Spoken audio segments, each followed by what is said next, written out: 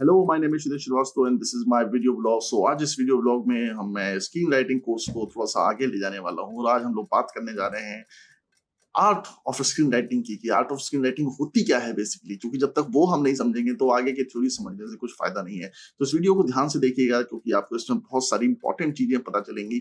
सुनने में थोड़ी सी एब्स्ट्रैक्ट लगेंगी पर एक्चुअली उनको जानना बहुत जरूरी है। तो सबसे पहले हम बढ़ते हैं how to write a screenplay में। चलिए शुरू करते हैं हम लोग the art of screenwriting. तो स्क्रीन राइटिंग के लिए जो कुछ पॉइंट्स जरूरी हैं वो मैंने यहाँ पे लिखे हैं, जो मुझे लगता है कि बहुत इंपॉर्टेंट है। ये 10 पॉइंट्स हैं जो मैं एक करके डिस्कस करूंगा और मुझे लगता है कि आपके लिए भी जानना इनको बहुत जरूरी है। तो सबसे पहली चीज है थिंकिंग विजुअली। बहुत सारे लोग ये बोलते हैं कि हम स्क्रीन राइटिंग नहीं कर पा रहे हैं क्योंकि हम ऐसा करना है वैसा करना। बहुत सारे लोग रिसर्च में लगे रहते हैं कि रिसर्च करते हैं उसके बाद लिखेंगे। But the thing is you have to think visually. But how to think visually? Shakti Goyal की कुछ किताबें हैं जो मुझे लगता है आपको पढ़नी चाहिए। अगर आप उनको पढ़ेंगे तो आपको पता चलेगा कि विजुअली सोचना कैसे शुरू करें। उसका एक बहुत अच्छा तरीका है मेडिटेशन। मेडिटेशन करने से क्या होता है कि आपके जो थॉट्स हैं, जो प्रीवियस थॉट्स हैं, उनको आप लेट गो करते हो और आप नई चीजें सोचते हो। अब बहुत सारे लोग जिनसे मैं मिलता हूँ जब वो विजुअली थिंकिंग की बात करते हैं तो वो हमेशा अपने पास्ट की बात करते हैं। जब भी आप किसी ऐसे लोगों से शादी में मिलोगे ना जो कहानी सुनाते हैं तो वो हमेशा अपने पास्ट की कहानी सुना देते हैं। वो वही कहानी होती है जो उनको पता होती है, क्योंकि वही जिंदगी होती है जो उन्होंने देखी होती है। पर थिंकिंग विजुअली एक क्रिएटिव आदमी का काम ये होता है कि वो चीजें सोचे जो किसी ने पहले नहीं सोची हो। तो वो व्हाट इफ वाला जो फंक्शन है वो आप अप्लाई करते हो कि अगर इसमें ऐसा हो जाता तो क्या होता, इसमें ऐसा हो जाता तो क्या होता। जो फिक्शन है वो और कुछ नहीं है पर रियलिटी का एक एग्जेगरेटेड वर्जन है, एक बढ़ा हुआ वर्जन है। तो आपको उस हिसाब से सोचना पड़ता है। मान लो आप आज की कोई कहानी सोच रहे हो तो आज की कहानी को अगर आप 300 साल पहले सोचते तो उसमें क्या क्या चेंजेस हो सकते थे। या जो कल की कहानी है, मान लो विक्रम बेताल की कहानी है, वो आज की सिनेरियो में होती तो किस तरीके से होती। तो जो व्हाट इफ का सिनेरियो है, जब आप वो सोचना शुरू करते हो, जो इमेजेस क्रिएट करते हो, that is called thinking visually. तो आपको जो चीजें हैं उनको विजुअल्स में सोचना पड़ता है और ये बहुत इंपॉर्टेंट एक्सरसाइज है जो सुनने में बहुत आसान लगती है। पर रॉबर्ट रोड्रिगेज की जब आप इंटरव्यूज देखोगे तो वो बताते हैं कि मैं अपनी फिल्म को अपने माइंड में ही पूरी एडिट कर लेता हूँ। फिल्म बनाने से पहले ही मुझे जब तक फिल्म दिखती नहीं है मैं फिल्म की शूट पे नहीं जाता हूँ। तो ये भी एक इम्पॉर्टेंट स्टेप है कि आप पिक्चर को विजुअली सोच सको और एक लेवल आगे जाके चीजों को इमेजिन कर सको। वो सिनारियोज जो आपने शायद अपने जीवन में एक्सपीरियंस ना किया हो, जैसे मर्डर है, मर्डर शायद आपने अपने जीवन में ना देखा हो पर आप उसको इमेजिन करो कि अच्छा इस तरह से मर्डर होता होगा, इस तरह से मर्डर चीजें होती होंगी। अब जरूरी नहीं है हर चीज में आप एग्जैक्ट होने की कोशिश करोगे। अच्छा, अब जैसे फिल्मों में होता है ना कि एक आदमी को एक गोली मारी वो मर गया, और कई बार ऐसा होता है कि हीरो को 25 गोली मार देते हो तब भी बच जाता है। सो दुनिया में जो कोई भी ऐसा रूल नहीं है जिसके एक्सेप्शंस नहीं है, ऐसी कोई चीज नहीं है जो एक्सेप्शन जिसका ना मिल जाए। ऐसे एक्चुअली में लोग हैं जिनको कुछ नहीं हुआ है, उनकी डेथ हो गई। और कुछ ऐसे लोग भी जिनके दिमाग में सरिया घुसड़ दिया, पेट में सरिया घुसड़ दिया, सिर और हार्ट में सरिया घुसड़ दिया। ऐसे इंस्टेंसेस हैं, आप नेट पे चेक करो, मेडिकल डिटेक्टिव्स में आपको मिलेंगे जहां पे लोगों की डेथ नहीं होती है और एक्सट्रीम सर्कमस्टांसेस में डेथ नहीं होती। और कुछ लोगों की बहुत ही स्पॉइल्ड कंडीशन में, पैम्पर कंडीशन में रहते हुए भी डेथ हो जाती है। सो बेसिकली कोई क्राइटेरिया नहीं है डेथ का। तो अगर आप डेथ सिनेरियो करना चाहते हो तो आप अपनी इमेजिनेशन भी यूज कर सकते हो। ये जरूरी नहीं है कि आप दुनिया भर की केस स्टडीज करो कि मर्डर कैसे होते हैं या फिर मर्डर कैसे होता है। मर्डर सीन लिखने के लिए आप कर सकते हो। इवन आपने जिंदगी में शायद कभी रोमांस ना किया हो, ऐसे ऐसे लोग हैं जिन्होंने 18-19 साल की उम्र में रोमांटिक नॉवेल्स लिखे हैं। तो आप अपनी रोमांटिक नॉवेल लिख सकते हो। आप इमेजिन करो सिनेरियो कि अगर एक लड़की आपकी जिंदगी में आती तो उसके साथ आप कैसा रिलेशन रखते। तो वो जो एक सिनेरियो है, जो फिक्शनल सिनेरियो है, जो कि हुआ ही नहीं है, जब आप उसको सोचते हो देन आप अपने दिमाग की जो बाउंड्रीज है उसको पुश करते हो। वही होता है नॉवेल्स पढ़ के। फिक्शन नॉवेल जब आप पढ़ते हो तो आप उन चीजों को इमेजिन कर रहे होते हो जो आपने कभी देखी नहीं होती। इवन जब आप फिल्में देखते हो तो आप वो सिनेरियोस देख रहे होते हो जो एक्चुअली एग्जिस्ट नहीं करते, पर डायरेक्टर ने उनको सोचा है। जब से विक्रम पिक्चर आई थी उसमें एक सीन है जिसमें कमल हासन को एक तरफ से पुलिस घेर लेती है, दूसरी तरफ से गैंगस्टर्स घेर लेते हैं, उसके बाद वो बीच से बच जाता है। That is not possible. गोली तो मार ही देंगे उसको वो, पर फिर भी वो गणासा लेके निकलते हैं उसको मारने के लिए। तो बेसिकली क्या है कि वो डायरेक्टर का एक एक वर्जन है, एक थॉट प्रोसेस है कि ऐसा होता तो क्या होता। क्योंकि नॉर्मल सर्कमस्टांसेस में तो लोग उसे मार ही देते हैं, पर अगर नॉर्मल सर्कमस्टांसेस नहीं है, एक फिल्म है, एक ऐसा आदमी है जो उस चीज के बीच से बच के चलाए, तब क्या होगा। तो अगेन घूम फिर के सारी सिचुएशन आती है व्हाट इफ के ऊपर। तो व्हाट इफ पे आप फोकस करिए and that will help you a lot in thinking about your film. So basically जो एक्सरसाइज नॉर्मली लोग फॉलो करते हैं, दो तरह के एक्सरसाइजेस हैं जो मैं फॉलो करता हूँ। एक ये है कि आप आंख बंद करो और सिनेरियो को इमेजिन करो but that has not been very effective with me, because उसमें कहीं ना कहीं स्टोरी इधर उधर निकल जाती है या फिर थॉट्स पे कंट्रोल नहीं रहता है। मेरा जो बेस्ट सिनारियो है वो ये है कि मैं लिखना शुरू कर देता हूँ। मतलब होता है मेरे पास सिर्फ एक लाइन का स्टोरी आइडिया हो तो मैं उसको लिखना शुरू कर देता हूँ, कैरेक्टर्स के नाम देने शुरू कर देता हूँ। जितना मैं डालता जाता हूँ उसके ऊपर उतना ज्यादा वो इंटरेस्टिंग होता जाता है। इसके बाद आते हैं developing the writer's mind. So basically एक राइटर का माइंड और एक आम आदमी के माइंड में बहुत डिफरेंस होता है। जो आदमी बैंगलोर में जॉब कर रहा है, सॉफ्टवेयर इंजीनियरिंग की जॉब कर रहा है, उसका जो दिमाग है वो अलग तरीके से काम करता है। वो कोडिंग पे काम करता है, वो लॉजिक्स पे काम करता है, वो एल्गोरिथम्स पे काम करता है। एक जो बिजनेसमैन है वो बिजनेस देखता है, वो देखता है ट्रांजैक्शन कैसे होगा, अकाउंट्स कैसे होंगे, डेटाबेस कैसे मेंटेन होगा कंपनी का, ऑडिट कैसे होंगे, कंप्लायंसेस कैसे की जाएंगे गवर्नमेंट की, टैक्स कैसे भरा जाएगा, वो सारी चीजें उसके दिमाग में चलती हैं। तो जो बेसिक नॉलेज होती है उसके हिसाब से उसका दिमाग चलता है। वैसे ही राइटर के दिमाग में भी बहुत सारी ऐसी चीजें होती हैं जो सिर्फ राइटर ही कर सकता है। जैसे स्टीफन किंग है, स्टीफन किंग हम लोग 2000 वर्ड लिखते हैं और एक कहानी बनाते हैं। अब जैसे गेम ऑफ थ्रोन्स है, गेम ऑफ थ्रोन्स की पूरी फिक्शनलाइज सीरीज बनाई है उन्होंने, जिसमें वो कैरेक्टर्स को डेवलप करते हैं, स्टोरीज को डेवलप करते हैं, प्लॉट्स को डेवलप करते हैं। तो बेसिकली राइटर्स माइंड से इतना होता है that you get into this zone where you start thinking in terms of what will happen to that particular character and what will happen if that particular plot is there, if particular situation is there. So you keep imagining things, and ये सबसे difficult काम होता है क्योंकि normally लोग अपने दिमाग का उस तरह से इस्तेमाल नहीं करते हैं, इमेजिन नहीं करते हैं चीजों को। तो अगर आप राइटर बनना चाहते हो तो आपको सबसे पहले तो इमेजिन करना पड़ेगा, और उससे पहले भी आपको ये डिसाइड करना पड़ेगा आप किस तरह के राइटर बनना चाहते हो। क्योंकि ये स्क्रीन राइटिंग का कोर्स है, मैं स्क्रीन राइटिंग की बात करूंगा, पर इन केस आप नॉन फिक्शन राइटर बनना चाहते हो तो जाहिर सी बात है आपको रिसर्च पे ध्यान देना पड़ेगा, आपको आर्टिकल्स पढ़ने पड़ेंगे, आपको फैक्ट्स पढ़ने पड़ेंगे। क्योंकि जब आप नॉन फिक्शन लिखते हो तो आप एक डिस्क्लेमर डालते हो कि नॉन फिक्शन आर्टिकल है, लोगों को पता होता है कि वो नॉन फिक्शन आर्टिकल है, जिसकी वजह से वो उसको उसी माइंडसेट के साथ पढ़ते हैं। तो कोई भी किताब या कोई भी नॉवेल या कोई भी स्क्रीन प्ले या कोई भी फिल्म देखने से पहले आदमी को एक हिंट होती है कि वो क्या देखने जा रहा है। अगर उसको उसकी एक्सपेक्टेशन के एकदम ही अगेंस्ट कुछ दे देते हैं तो वो डिसअपॉइंट हो जाता है, और अगर उसकी एक्सपेक्टेशन के थोड़ा सा पोलराइज कर देते हैं तो वो एंटरटेन हो जाता है। मतलब कि मान लो साइंस फिक्शन देखने गया है तो उस साइंस फिक्शन के अंदर जब आप चेंजेस करते हो, एक्सट्रापोलेशन करते हो स्टोरी का, then he becomes happy. But अगर वो साइंस फिक्शन देखने गया और आप वहां पे उसे रोमांस दिखा दो, then he is not that happy seeing all those things. So the thing is you have to develop the writer's mind in terms of coherency. क्या है मतलब किस चीज के बारे में आप सोच रहे हो, कितना ज्यादा सोच सकते हो और किस लेवल पे आप सोच सकते हो। देखो सोच की कोई बाउंड्री नहीं होती है, कोई पेरिफेरी नहीं होती है कि आप कहां तक सोच सकते हो। आप कहीं तक सोच सकते हो और किसी भी लेवल तक जा सकते हो। और ये भी बहुत इंपॉर्टेंट चीज है अगर स्क्रीन राइटर बनना है। अगर मैं यहाँ पे स्क्रीन राइटर के पॉइंट ऑफ व्यू से बात करूं तो बहुत सारे स्क्रीन राइटर लिखते टाइम ही प्रोडक्शन का सोचने लगते हैं कि भाई फिल्म बनेगी कैसे, अगर मैं ये चीज लिख दूंगा तो बनेगी कैसे। जैसे एवेंजर्स है, एवेंजर्स एक आम आदमी इंडिया का एक छोटे शहर में रहने वाला लड़का नहीं सोच सकता, क्योंकि उसको लगेगा कि अरे मैं लिख तो दूंगा, इसका होगा क्या, ये बनेगी तो है नहीं, क्योंकि इंडिया में ऐसी चीज बनी नहीं है। तो बहुत सारे चीजें हैं जिसको हम एविडेंस के बेस पे लेते हैं कि यार ये चीज पहले हुई नहीं है, तो अगर हम लिख भी देंगे तो वो बनेगी नहीं है। क्या पता ऐसी फिल्म पहले बनी नहीं है तो आगे बनेगी, इसके क्या चांसेस हैं कि जो मैं सोच रहा हूँ वो सही है कि गलत है। तो हम अपने सही गलत का जो पैमाना है वो इससे तय करते हैं कि पहले वो चीज हुई है कि नहीं हुई है।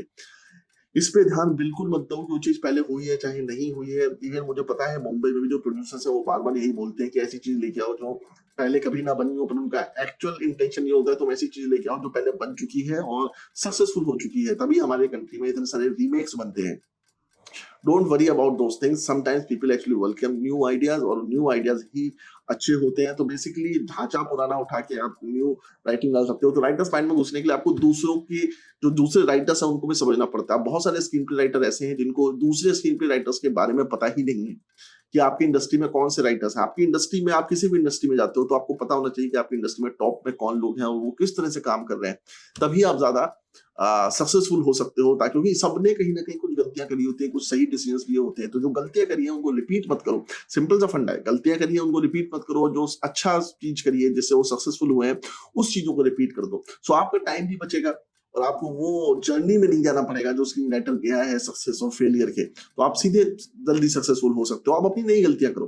तो राइटर्स माइंड में जाने के लिए मुझे लगता है कि आपको दूसरों का वर्क पढ़ना बहुत जरूरी है, ताकि आपको पता चले कि एक्चुअली पैरामीटर्स क्या है लिखने के और किस तरह से लिखा जाता है, और दूसरे राइटर्स के डेली रूटीन्स क्या है, रिचुअल्स क्या है, किस तरह से वो लिखते हैं, कौन सा स्टाइल फॉलो करते हैं, कौन सी थीम्स फॉलो करते हैं, क्या पैटर्न है जिसके बेसिस पे वो लिखते हैं। So get into this writer's mindset. इसके बाद आते हैं हम लोग approaching screenwriting as a craft. So screenwriting basically ऐसा नहीं है कि कई लोग जैसे मुझे भी मैसेज करते हैं कि सर हमने ये लिखा है, सर हमने वो लिखा है। आप कुछ भी लिख के किसी को नहीं दे सकते। आप एक पर्टिकुलर आर्ट है जो ओवर द टाइम डेवलप हुई है, एक पर्टिकुलर क्राफ्ट है जो ओवर टाइम डेवलप हुई है, जिसमें बहुत सारे अगेन फॉर्मेट्स हैं जो यूज किए जाते हैं और उसके पीछे कुछ पर्पसेस हैं जिसको यूज किया जाता है, जो आगे के स्क्रीन राइटिंग कोर्स में आपको बताऊंगा। आप फिल्में देखिए, जैसा कि इसमें लिखा है, think about concepts, watch movies, read scripts, right pages, live life. कुछ राइटर्स ऐसे हैं जिनके बारे में मैंने पढ़ा है जिन्होंने लिखा था कि उन्होंने 10 लाख वर्ड्स लिखे और उसको वेस्ट किया, डिस्कार्ड किया before they started writing their own content, before they started getting successful. So basically आपको बहुत सारे ऐसे आइडियाज लिखने पड़ेंगे जो हो सकता है एट टाइम्स आपको लग रहा हो कि वर्क करते हैं, पर ओवर द टाइम वो वर्क ना करें, पर आपको लिखने पड़ेंगे, आपको उनको डिस्कार्ड करना पड़ेगा, रिजेक्ट करना पड़ेगा, और आपको बहुत सारी फिल्में देखनी पड़ेंगी, आपको बहुत सारी किताबें पढ़नी पड़ेंगी, क्योंकि this is where you going to get the idea. आपने पूरी जिंदगी में सब कुछ एक्सपीरियंस नहीं कर सकते, हर तरीके का क्राइम, हर किसी का तरीके का ड्रामा, हर तरीके का रोमांस, हर तरीके की कॉमेडी आप एक्सपीरियंस नहीं कर सकते। हो सकता है ऐसे कोई सेक्टर हो जिसमें आप वीक हो, जैसे कि हो सकता है आपकी कॉमेडी टाइमिंग अच्छी ना हो, आप अच्छा ना लिखते हो, सो आपको वो चीज डेवलप करनी पड़ेगी दूसरों की स्किल लेके। और कई बार ऐसा भी होता है कि कई लोग जो होते हैं वो इतने अच्छे सेंस ऑफ ह्यूमर उनका नहीं होता है, बट जब वो लिखते हैं तो उनका सेंस ऑफ ह्यूमर बहुत अच्छा होता है। ये मैं इसलिए बोल रहा हूँ क्योंकि ऐसा मेरे साथ है। मैं जो लिख के कई बार लोगों को मैसेज करता हूँ या फिर जो मेल करता हूँ, उसमें हमेशा लोग मेरे से इंप्रेस हो जाते हैं और लोग कहते हैं यार ये बहुत फनी आदमी, इससे मिलना पड़ेगा। पर जब मैं रियल में उनसे मिलने जाता हूँ तो अक्सर डिसअपॉइंट हो जाते हैं ये सोच के यार ये तो बड़ा सीरियस टाइप का आदमी है। तो मैं मिलने में एज अ पर्सन थोड़ा सा सीरियस हूँ, but on writing on paper I am quite funny. So वो चीज मैंने देखी है कि अक्सर मतलब वो इंटेंशनल नहीं है, मैं कई बार सरकास्टिक हो जाता हूँ, कई बार कुछ ऐसा कमेंट कर देता हूँ जो लोगों को अच्छा लगता है, तो तब मैंने देखा कि मैंने बार बार ऑब्जर्व किया कि लोग कहते हैं you are very funny, you are very funny, but when they meet me I am not that funny and they actually to tell me that कि मतलब तुम इतने फनी या रियल में नहीं लगते हो। कई लोगों ने मुझे बोला भी है कि यार मैं तुमसे मिलने वाला था, मुझे लगा था तुम बड़े मजेदार टाइप के आदमी होगे, पर तुम तो बड़े सीरियस टाइप के आदमी हो। सो ये डिफरेंस कई बार होता है। सो आपकी राइटिंग जरूरी नहीं है कि वही हो जैसे आप पर्सन हो, and that is the most beautiful part of it, that you can live another life through writing. So approaching screen writing as a craft का ये मतलब है कि जो पैरामीटर्स है, जैसे इंडिया में फिल्म 3 घंटे की बनती है, यूएस में 1.5 घंटा 2 घंटे की बनती है, अलग अलग कंट्रीज में अलग अलग तरीके की फिल्म बनती है, उनकी सोसाइटी के हिसाब से, इकोनॉमी के हिसाब से, सोशल चीजों के हिसाब से, जोग्राफिकल एरिया के हिसाब से अलग अलग तरीके के कॉन्सेप्ट बनाए जाते हैं। जैसे ब्रिटिश फिल्म है वो अक्सर डार्क होती है क्योंकि वहाँ सन नहीं होता है, तो हमको वो अच्छी लगती है यार वो एक ही जैसा फ्रेम है, पर इंडिया में बहुत सन होता है, लाइट्स बहुत होती हैं। ब्रिटिश जो शोज होते थे उसमें चारों तरफ से लाइटिंग कर दी जाती थी, जो अमेरिकन शोज आने शुरू हुए उसमें सिलेक्टेड लाइटिंग शुरू हुई। तो ऐसी बहुत सारी चीजें जो आपको समझनी पड़ती हैं as a writer for screenplay writing. आपको सिर्फ स्टोरी नहीं सोचनी है, आपकी जिम्मेदारी थोड़ी सी और बड़ी है, आपको टेक्निकलिटीज भी पता होनी चाहिए कि किस तरह से फिल्में बनती हैं, तभी आप उसको इमेजिन करके लिख पाओगे। एक्चुअली आपको एंड रिजल्ट सोचना पड़ता है, वो सोच के ही आप अपना स्क्रीन प्ले लिखते हो। तो उसमें कुछ तरीके हैं जो फॉर्मेट में इस्तेमाल होते हैं जिससे आप हेल्प करते हो अपने डायरेक्टर की, अपने टीम की, ताकि वो उस फॉर्मेट को फॉलो कर सकें। तो बेसिकली जब आप स्टोरी लिखते हो आप उसको स्क्रीन प्ले के फॉर्मेट में डालते हो। वो स्क्रीन प्ले जो कभी शायद पब्लिश भी नहीं होगा, जो कभी कोई देखेगा भी नहीं, सिर्फ क्रू देखेगा उसको, और उसके बेसिस पे फिल्म बनेगी और फिल्म की वैल्यू होती है। सो कहने का मतलब ये है कि ये क्राफ्ट है, इसको क्राफ्ट की तरह अप्रोच करो। इसको ऐसा मत सोचो कि एक रैंडम चीज है कि मैं कुछ भी लिख दूंगा और फ्लूक में वो हिट हो जाएगा, वैसा नहीं होता है, या लोग एक्सेप्ट कर लेंगे। तो इसीलिए जो रिजेक्शंस होते हैं, जो मेरे भी बहुत सारे रिजेक्शंस हुए, अब वो शुरुआत में इसलिए हुए क्योंकि मुझे भी लिखना नहीं आता था, मैं कुछ भी लिख के दे देता था, उसमें कैरेक्टर डेवलपमेंट नहीं होते थे, उसमें विजुअल्स नहीं होते थे, उसमें सीन्स नहीं होते थे, एब्स्ट्रैक्ट स्टोरी होती थी जो इधर से उधर मूव कर रही होती थी, जिसमें प्लॉटिंग नहीं होती थी, जिसमें इवेंट्स नहीं, सीक्वेंसेस नहीं होते थे। तो ये सारी प्रॉब्लम थी जो धीमे धीमे धीमे करके मैंने उसको हटाना शुरू किया और मेरे स्क्रीन राइटिंग और बेटर होती चली गई और आगे जाके और बेटर होती जाएगी। Finding your screen play story, now this is for some people very difficult thing, for me it is a very easy thing to find a screenplay story। मतलब मैं स्टोरी बहुत तेज बनाता हूँ। जब मैं मुंबई गया था तो मेरे पास मतलब मैंने मास्टर कॉपी बनाई थी जिससे बहुत सारे स्क्रीन प्ले लिख के मैंने डाले हुए थे। तो कहने का मतलब ये है कि स्क्रीन प्ले की स्टोरी ढूंढना बहुत मुश्किल काम नहीं है। लाइक आप कोई भी एक फिल्म उठा के देखो और उसमें जो सब प्लॉट्स हैं आप उसी को मोल्ड कर सकते हो। आपको सिर्फ एक चीज का इस्तेमाल करना है, वो है what if you are reading a novel and you think that that particular story is good, but what if you have a thought कि अगर ये कैरेक्टर इसकी जगह ऐसा करता तो क्या होता। वो कैरेक्टर उसकी जगह वैसा करता तो क्या होता, या इसका कैरेक्टर की अलग अलग बैक स्टोरी डेवलप हो जाती तो क्या होता। जैसे कई बार ऐसे माइनर कैरेक्टर्स होते हैं जो बड़े इंटरेस्टिंग लगते हैं और आपको लगता है कि यार इसको मैं फुल स्टोरी में डेवलप कर सकता हूँ। अमेरिका में इसका कॉन्सेप्ट है भी स्पिन ऑफ। जैसे चीयर्स करके एक शो था जिसमें एक पहले गेस्ट एंट्री होती है कैरेक्टर की, जिसको कहते हैं फ्रेजर। बाद में वो one of the main cast member हो जाता है और Cheers one of the greatest sitcoms है यूएस हिस्ट्री में। सो बाद में फ्रेजर को उन्होंने एक फुल फ्लेज्ड शो में कन्वर्ट कर दिया और फ्रेजर बाद में आइकॉनिक शो हो गया। मतलब इतना आइकॉनिक हो गया फ्रेजर शो, मतलब कि चीयर से भी बड़ा हो गया और बहुत सारे एमबीए इंस्टीट्यूट्स में उसके ऊपर रिसर्च भी होती है। So just go through that show and you realize how funny that is. मतलब चीयर्स तो खैर बाप है, मुझे तो चीयर्स बहुत पसंद है। उसके बाद फ्रेजर भी मैंने देखा, मुझे बहुत अच्छा लगता है फ्रेजर। सो कहने का मतलब सिर्फ इतना ही है कि आपको स्टोरी ढूंढना बहुत आसान है, you just have to keep an open mind. जैसे अगाथा क्रिस्टी कहती थी कि मैं न्यूज पेपर्स सर्च करती हूँ, न्यूज पेपर्स में अपनी स्टोरी ढूंढती हूँ। तो आपको जहां से भी स्टोरी मिले आप उठाओ और उठा के उसको बनाना शुरू करो, आप उसको डेवलप करना शुरू करो। जैसे एक कहानी मैंने पढ़ी थी कि समोसा लेने गई बीवी अपने प्रेमी संग फरार। छोटी सी टाइटल है जिसको बहुत मजाक उड़ाया गया था सोशल मीडिया में, मतलब वैसे डाला जाता था। And I was thinking what if this is a scenario on which a film can be made, you know, entire film can be made on this. It is such an interesting concept. एक central plot line है, अगर ये plot line को आप one liner बना के किसी producer को सुनाओगे तो he will be interested because it is something new, something that you haven't seen. And then उसके बाद आप प्लॉटिंग और डेवलपमेंट और कैरेक्टर डेवलपमेंट शुरू करोगे, जो मैं आपको आगे बताऊंगा कि किस तरह से होता है। सो स्क्रीन पे स्टोरी फाइंड करना बहुत आसान है, जस्ट कीप लुकिंग एवरीवेयर। ठीक है, crime novels, crime drama, true crime जो पॉडकास्ट हैं वो देखना शुरू करो। यूट्यूब पे तो वीडियो पड़ा है, अभी तो खजाना है इंटरनेट के ऊपर आपकी स्टोरीज के बारे में।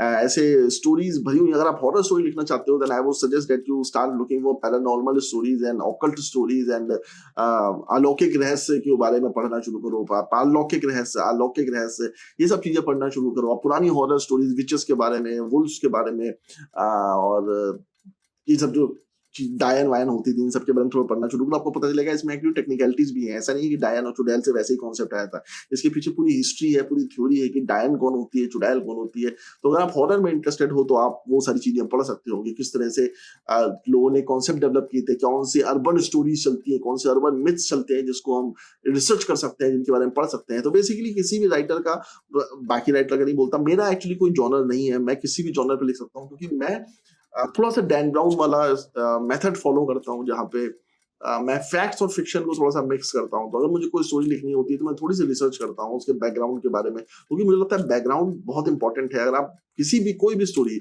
आप बैकग्राउंड उठा लो, लाइक डीडीएलजे है, डीडीएलजे वाली जो स्टोरी है, अगर मैं उसको आर्मी के बैकग्राउंड में बनाना चाहूँ इंडो चाइना वॉर के टाइम में, तो मैं भी बना सकता हूँ। मतलब मुझे स्टोरी उठानी है, लव स्टोरी उठानी है डीडीएलजे से और इंडो चाइना बैकग्राउंड उठाना है। वो बैकग्राउंड कोई भी उठा सकता है। तो वहां पे एनआरआई का बैकग्राउंड उठा लिया था, मैं यहाँ पे आर्मी का बैकग्राउंड उठा लूंगा। तो आप बैकग्राउंड चेंज कर सकते हो। तो सेम स्टोरी को आप दूसरे बैकग्राउंड में डालोगे तो दो स्टोरी दूसरी हो जाएगी, क्योंकि जब सिनारियो चेंज होते हैं तो कैरेक्टर्स की चॉइसेस भी चेंज हो जाती हैं, तो वो कैरेक्टर्स भी अलग तरीके से बिहेव करते हैं, पर आप सेंट्रल आइडिया सेम रख सकते हो।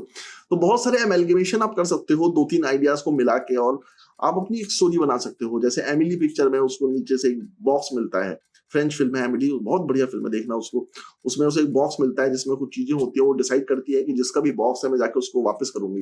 Now that's just a small sub plot of that film, but I personally believe that that particular sub plot can be turn into a major plot. उसको पूरी फिल्म का एक हिस्सा बना सकते हैं कि किसी लड़की को कोई एक चीज मिली है तो किसी बंदे की है जिसने शायद 20 साल पहले रखा होगा उसको, और वो एक डिटर्मिनेशन बनाती है कि मैं इससे जाके मिल के आऊंगी और उसको ये सामान दे के आऊंगी, और जब उससे मिलती है तो उससे प्यार हो जाता है। And that story can also go in certain direction. So that is also something that you can use working through the writing process. Writing process बहुत इंपॉर्टेंट है। लोगों को बहुत बड़ी गलतफहमी है कि हमने पेपर पे कुछ लिख दिया दैट बिकम्स राइटिंग। नहीं, writing in an what do you say haphazard way or unplanned way won't lead you to anything. It will lead to something. ऐसा नहीं है कि आपने जो लिखा है टोटली वेस्ट हो जाता है, पर जब तक रीड्राफ्टिंग नहीं होगी, क्या उसकी एडिटिंग नहीं होगी, तब तक कुछ नहीं है। जो भी आप लिखते हो वो बेसिकली वो मिट्टी होती है जो आप समंदर से लेके अपने घर पे आते हो। आपको उसको कार्व करके अगर एक मूर्ति बनानी है या फिर उसका एक पॉट बनाना है तो फिर उसके ऊपर वैल्यू ऐड करनी पड़ेगी। वैल्यू एडिशन जो होता है वो एडिटिंग के थ्रू होता है। जैसे स्कल्पचर एक पत्थर लेके आता है तो वो बेसिकली आपका इनिशियल ड्राफ्ट होता है, वो पत्थर। फिर उसको जब कार्विंग शुरू होती है कि उसमें से रिडंडेंट पत्थर हटाया जाता है और अंदर जो चीजें जो इंपॉर्टेंट है वो रखी जाती है, उसी से मूर्ति की कार्विंग होती है। तो बेसिकली आप अपनी स्टोरी एक लिखो, रैंडम स्टोरी लिखो, ज्यादा कुछ सोचो मत, एक पूरा ड्राफ्ट लिख दो और 20-30 पेज का ड्राफ्ट लिख दो। उसके बाद उसको देखना शुरू करो कि उसमें क्या चीजें हैं जो बोर कर रही हैं, जो रिडंडेंट है, जिसकी जरूरत नहीं है, जो अगर स्टोरी में नहीं भी हो तो फर्क नहीं पड़ेगा, और वो चीजें डालना शुरू करो जो एक्चुअली जरूरत की है, जो इंटरेस्टिंग है। अब अगेन मैं विक्रम का आपको रेफरेंस देता हूँ, विक्रम में एक भी सीन ऐसा नहीं है जो बोरिंग हो। दंगल पिक्चर उठा के देखो, दंगल पिक्चर में भी एक भी सीन ऐसा नहीं है जो बोरिंग हो। वो इसके पीछे कारण ये है कि कई बार आपको कैरेक्टर डेवलपमेंट में बहुत सारी चीजें काटनी पड़ती है, क्योंकि आपको लगता है कि अगर ये पर्टिकुलर चीज, ये पर्टिकुलर ट्रेट जो उस कैरेक्टर की है, वो अगर फिल्म में यूज नहीं हो रही है तो मैं उसको क्यों रखी हूँ अपने फिल्म में, मैं उसको हटा क्यों नहीं देता, तो आप उसको हटा देते हो। And that's where your film starts to become good. Remove the redundancy. Redundancy is the biggest sin in the creative process. If you keep the redundant element in your screenplay, then your screenplay is not going to work. तो जैसा कि इसमें दिया हुआ है, मैंने जो diagram net से निकाला है, इसमें लिखा है pre right, plan and outline, right a first draft, redraft and revise, edit and proof read.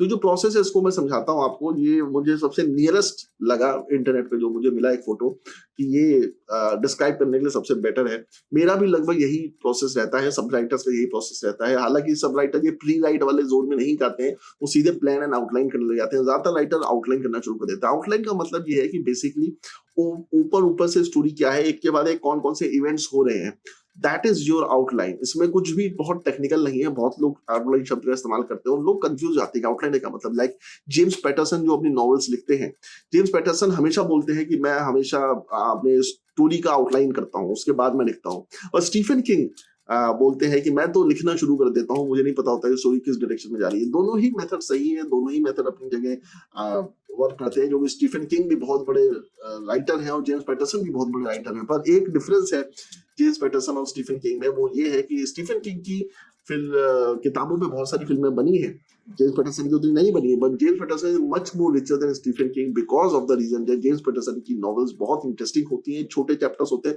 और बहुत फास्ट मूव करती हैं।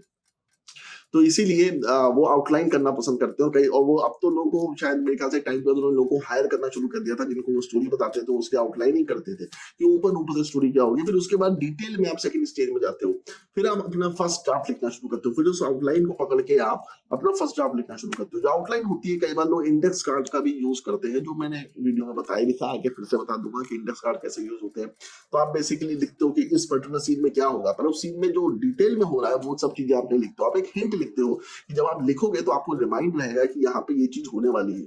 अब आउटलाइन से क्या फायदा होता है कि आउटलाइन में जैसे आपने फर्स्ट ड्राफ्ट लिख दिया, आपने मान लो 70-80 पेज लिख दी अपनी कहानी को, तब आपको रियलाइज होता है कि यार शुरुआत में मैंने को ना ये चीजें चेंज करनी है।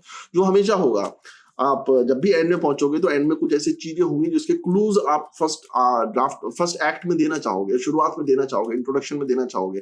और फिर जब आप दोबारा रीड करोगे तो आपको पता चलेगा कुछ प्लॉट्स आपने ऐसे डेवलप कर दिए जिनकी जरूरत नहीं है, तो आप उनको एलिमिनेट करने की कोशिश करोगे।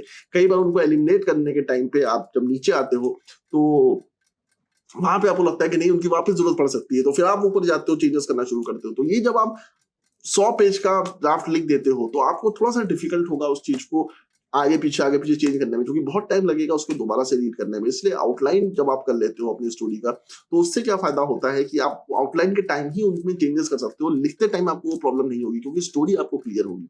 So choose what ever works for you, right your first draft. But first draft पे आपकी कहानी खत्म नहीं होती है, फर्स्ट ड्राफ्ट के बाद आपको रीड्राफ्टिंग करनी पड़ती है।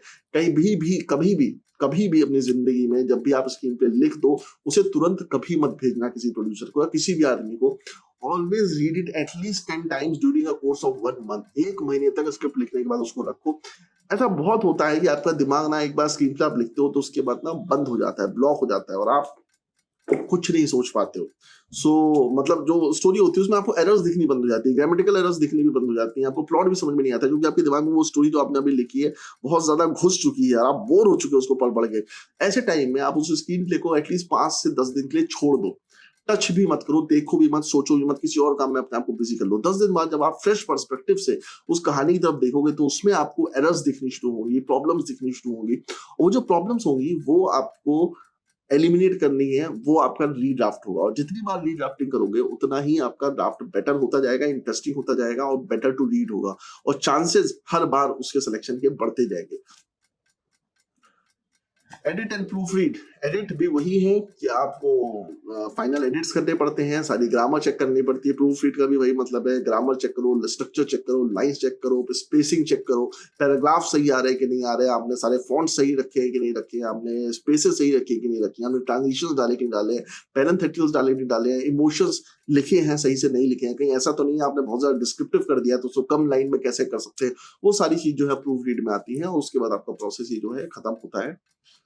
फॉर्मेटिंग योर स्क्रीन प्ले, इसके बारे में मैं स्पेशली एक पूरा वीडियो बनाऊंगा, इसलिए इंपॉर्टेंट इसलिए है, हालांकि मैं इस पे वीडियो बना चुका हूं जिसमें फाइनल ड्राफ्ट मैंने सारी चीजें बताई हैं, पर उसके बाद भी मैं एक वीडियो फिर से बनाऊंगा जो इस स्क्रीन प्ले राइटिंग कोर्स का हिस्सा होगा, जिसमें मैं और इलेबोरेट तरीके से चीजों को एक्सप्लेन करूंगा कि कैसे scene heading, characters, parentheticals, action, dialogue, ये सारी चीजें लिखी जाती हैं और इनके क्या मतलब होते हैं और क्या पर्पस होता है इनको लिखने का, वो सारी चीजें मेंशन होंगी। Constructing your first draft, this is very important because first draft लिखने के लिए लोग हमेशा प्रोक्रेस्टिनेट करते रहते हैं कि मैं कब लिखना शुरू करूं।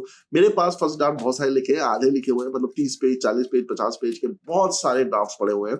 मतलब एक फोल्डर है मेरा स्क्रीन प्ले करके, मैंने उसमें नाम दिया हुआ है, जिसमें बहुत सारे ड्राफ्ट पड़े हुए हैं आधी आधी स्क्रिप्टों के। तो क्या होता है, फर्स्ट एक्ट लिखना बहुत आसान होता है क्योंकि फर्स्ट एक्ट में आप सारी चीजों को इंट्रोड्यूस कर रहे हो, तो वहां पे कोई प्रॉब्लम नहीं है। नए कैरेक्टर्स इंट्रोड्यूस करो, नए सिनेरियोज इंट्रोड्यूस करो, नए सीक्वेंसेस इंट्रोड्यूस करो, कुछ भी करो, डजंट मैटर। बट जब सेकंड ड्राफ्ट आता है, that is the most difficult thing, और बहुत सारे राइटर्स ऐसा मानते हैं, बहुत सारे स्क्रीन राइटर्स भी ऐसा मानते हैं कि the most difficult thing to write is the second act, and this is where most of the writers fail. Second act में सबसे ज्यादा राइटर्स फेल होते हैं बिकॉज वो उस पर फोकस नहीं करते, वो एक्ट वन पे फोकस करते हैं, एक्ट टू पे, एक्ट थ्री पे फोकस करते हैं। Act three is the climax, resolution, यहाँ पे पिक्चर एंड होती है, तो वो सबसे इंटरेस्टिंग हाई पॉइंट होता है पिक्चर को, तो उसको लिखने में बहुत मजा आता है। फर्स्ट एक्ट में कुछ होता नहीं, कोई रिस्पॉन्सिबिलिटी नहीं होती आपके पास, तो उसको लिखने में मजा आता है। पर जब सेकंड एक्ट होती है, this is where the real action is happening, this is where the story is actually developing, this is where the real drama is happening, this is where the hero is meeting his friends, he is actually struggling to get his towards his goal. It is not the place where he gets his goal, it is the place where he is struggling to get his goal, and this is where the new scenarios appear, and this is the journey of him. So ये थोड़ा सा difficult रहता है लिखने के लिए, क्योंकि यहाँ आपको बहुत सोचना पड़ता है और आपको समझ में नहीं आता है, आपको डर भी लगता है कि कई गलत रास्ते पर ना निकल जाऊं, आपको समझ नहीं आता है कि मतलब किस डायरेक्शन में मैं हीरो को लेके जाऊं जो कि सही डायरेक्शन है उसके लिए। तो सेकंड एक्ट पे बहुत वर्क करना पड़ता है। तो मेरा ये सजेशन है, अब खैर सजेशन आगे बताऊंगा, पर एक छोटी हिंट देता हूँ, अगर आप अपना स्क्रिप्ट लिख रहे हो अभी, तो सेकंड एक्ट पे आपको ज्यादा सोचने की जरूरत नहीं है। इनिशियली आप अपना सेकंड एक्ट पहले एक बार लिख दो, आपके सामने पेपर पे आ जाए, उसके बाद उसमें चेंजेस करना शुरू करो, और जब चेंजेस हो जाए उसके बाद थर्ड एक्ट लिखना शुरू करो, और जब थर्ड एक्ट लिखो तो फिर से रिवाइज करना शुरू करो। मतलब it's a long process that you have to go through. Rewriting your script, अब इसमें ये बहुत इंपॉर्टेंट काम है जो बहुत लोग नहीं करते हैं, जिसका एक बेस्ट तरीका, जैसा कि इसमें लिखा हुआ है, ये फोटो मैंने इसलिए लगाई है क्योंकि ये समझना आपके लिए जरूरी है कि एडिट कैसे किया जाता है। नॉर्मली लोग क्या करते हैं, जैसे पहले ड्राफ्टिंग होती थी, तो ड्राफ्टिंग कैसे होती है, लोग अभी क्या करते हैं, एक सिंपल चेंज किया, उसका ड्राफ्ट नंबर चेंज कर दिया कि 16 से 17 कर दिया, 16 ड्राफ्ट, 17 ड्राफ्ट, 18 ड्राफ्ट। मुंबई मैंने बहुत होते देखा है, कुछ कुछ ड्राफ्ट में तो 100 पॉइंट्स लिखे होते हैं कि ड्राफ्ट 100 है, ड्राफ्ट 200 है, जबकि वैसा होता नहीं है। वो हल्का सा कुछ एक बार रीड करते हैं, कुछ चेंजेस करते हैं, डायलॉग में थोड़ा चेंज करते हैं, वो ड्राफ्टिंग में चेंज हो जाता है, जबकि ऐसा नहीं है। जब आप ड्राफ्ट चेंज करते हो तो उसमें मेजर चेंजेस होते हैं। बहुत सारे राइटर्स तो ऐसे हैं जो पूरा स्क्रीन प्ले फिर से लिखते हैं, उसको वो लोग ड्राफ्ट चेंज बोलते हैं। तो मेरा एक सजेशन है कि अगर आपने स्क्रीन प्ले फर्स्ट ड्राफ्ट अपना लिख लिया हो, करीब 90, 100 या जो भी जितने पेजेस का आपने लिखा हो, तो उसका एक प्रिंट आउट निकालो। प्रिंट आउट में क्या होता है, एक हिस्सा खाली होता है और एक हिस्सा भरा होता है जिसमें आपने लिखा होता है, और स्क्रीन प्ले का फॉर्मेट ही ऐसा है कि मोस्टली स्क्रीन प्ले के पेज में मोस्टली व्हाइट स्पेसेस ज्यादा होती है, ब्लैक वर्ड्स कम होते हैं, तो बहुत स्पेस होती है लिखने के लिए। तो वहां पे आप अपने पेन से ना पॉइंटर बनाते रहिए, क्योंकि स्क्रीन प्ले ब्लैक इंक में ही नॉर्मली प्रिंट होता है। तो आप रेड इंक या ब्लू इंक या फिर कोई और इंक, ग्रीन इंक, जो भी इंक आपको अच्छी लगती है, नॉर्मली लोग रेड इंक से करते हैं, तो रेड इंक से उसमें मार्किंग करना शुरू करो कि क्या गलत है, क्या सही है, क्या चेंजेस उसमें कर सकते हैं। बेस्ड ऑन दैट अपना सब्सिक्वेंट ड्राफ्ट लिखो। पेपर पे जब आप काम करते हो तो उसका एक अलग फील होता है, मुझे नहीं पता उसके पीछे रीजन क्या है, सही है गलत है मुझे नहीं पता, बट पेपर पे जो आप करेक्शंस करते हो, आपका दिमाग कुछ थोड़ा सा ज्यादा चलता है। मुझे ऐसा लगता है कि आपका दिमाग थोड़ा ज्यादा अच्छा चलता है। पैसा वेस्ट होता है, मुझे पता है, पेपर वेस्ट होता है, पर थोड़ा सा दिमाग ज्यादा बेटर चलता है। तो मुझे लगता है कि आप जब भी फर्स्ट ड्राफ्ट लिखो, अपना प्रिंट आउट निकालो, पेपर पे चेंजेस करो, and then again make changes to the draft on your computer, and that will be much more helpful.